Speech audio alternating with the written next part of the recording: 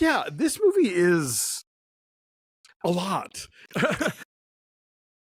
Hallelujah. I think the Book of Clarence is in theaters. This is a very confusing movie, Alonso. So I'm hoping that you can help explain it to me. Yeah, somewhere between The Life of Brian and Ben-Hur is the Book of Clarence. Oh, dead one, open your eyes. Elijah. It's written and directed by Jeymes Samuel, who did The Harder They Fall a couple years ago for Netflix. And as much as he mixed up and played around with and amplified and renovated the Western in that movie, he's attempting to do that with the biblical epic here. And so Clarence is played by LaKeith Stanfield. He is the identical twin brother of the Apostle Thomas. And Clarence is kind of a ne'er-do-well, he's always got his fingers into something shady, and he owes a lot of money to a scary crime guy in, Judea, I guess is where we are. Clarence is trying to get out of trouble and get out of this debt, and he thinks, I'm going to become the 13th apostle. And when that doesn't go anywhere, he instead winds up going into the Messiah business himself, which briefly pays off, but he starts to get qualms about it. He begins to think that his stance that knowledge means more than faith might not be the right thing.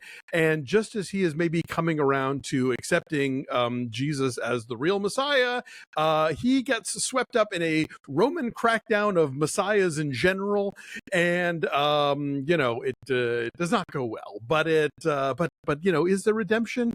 Is there a second act for Clarence? It's a Bible story. Figure it out. You'll see for yourself. This movie is a lot. It shifts tone so much. It starts out being kind of, like I said, very Life of Brian, sort of irreverent, kind of side eye view of biblical events. But then it kind of becomes an actual straightforward Bible movie. But then once that happens, you get a third act payoff of a joke that they start setting up in Act 1, and it's like, what are we doing here? I was never quite sure how seriously or not I was supposed to take any of this.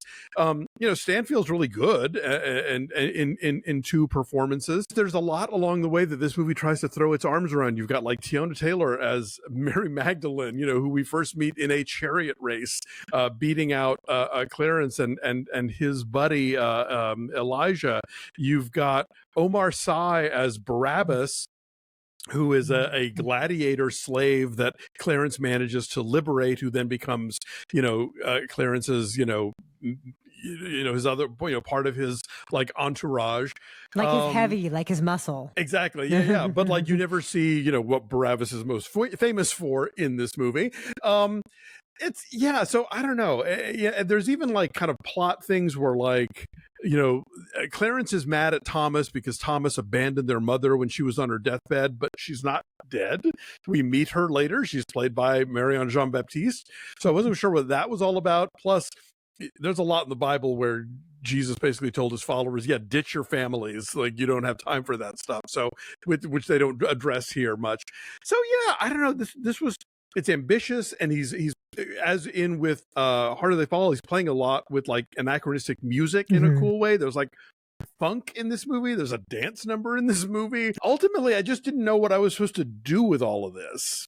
Yeah, he did a lot of the music because he's primarily a British musician prior to becoming a filmmaker. He's sort of on both paths at the same time. Do you know who his brother is? Jeymes Samuel's brother? Yes. No, who? It's Seal. Oh, okay. I learned that today. I was today years old when I found that out, that his brother is Seal. So he also has, music in him. Yeah, sure. We really liked The Harder They Fall. I went back and looked at our review of that, and I'll link to that here at the end. We really liked it, and we liked sort of in his debut film, just the really bold mixing of styles and genres, and it all kind of came together.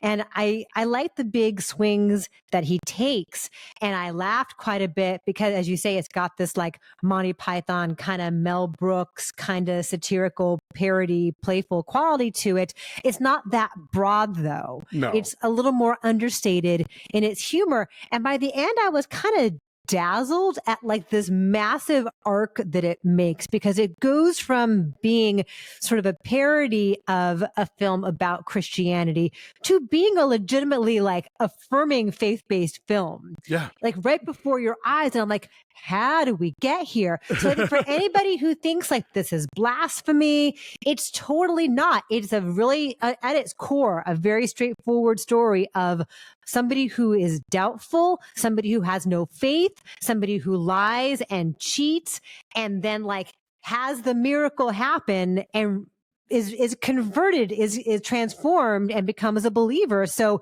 it is really, it hits the beats that we know for many, many, many faith-based films, that ultimately faith is affirmed at the end. And it's more meaningful because it's hard won, because this person was so lost, you know? Yeah. So I was kind of surprised that is where we end up ultimately. But even within that moment, it's not totally reverent, no pun intended. It's like, it's got some weird bits of humor in really serious moments that kind of clang, but then I laughed at a whole lot else. But then I love David Oyelowo as John the Baptist. Like yes. that was funny as That's hell. a funny scene. Yeah.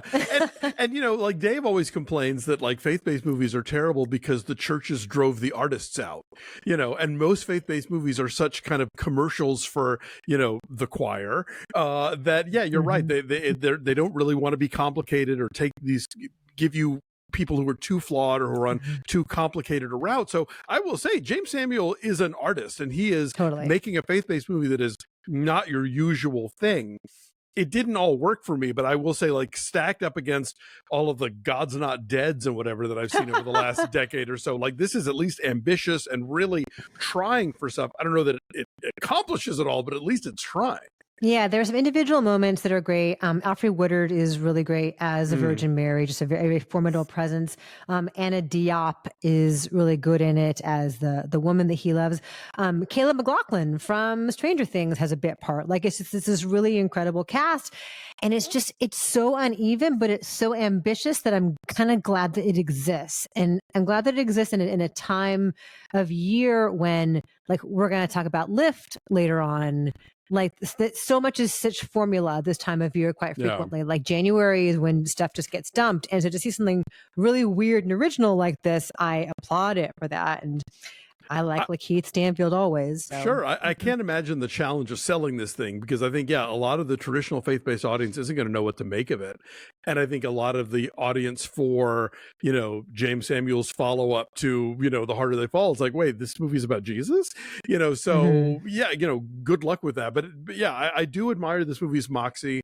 There was some early humor in the film that, like, I bought a ticket and saw it with an audience, and it was pretty, like, it was like 30, 40 people in there. Oh, really? Yeah, it was pretty packed. And like, it just fell like a stone. And I don't know if people just weren't expecting it, and so they didn't know they were supposed to laugh at things.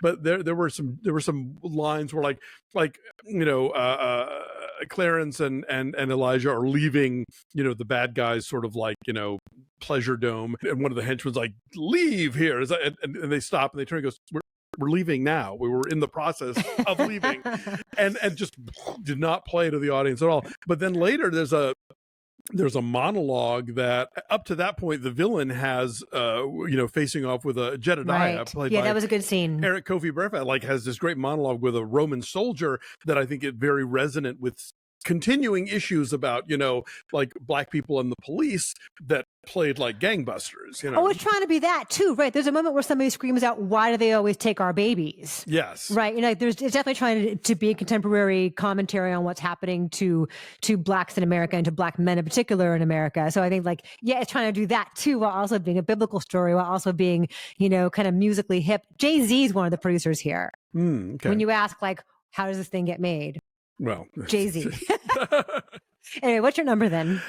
I mean, I'm going to say like a 7.2. Okay. I just, again, I want to encourage movies that are this batshit, even if they don't always work, because it's definitely not, I didn't know where it was going to go from moment to moment. And that in itself is thrilling. So what about you?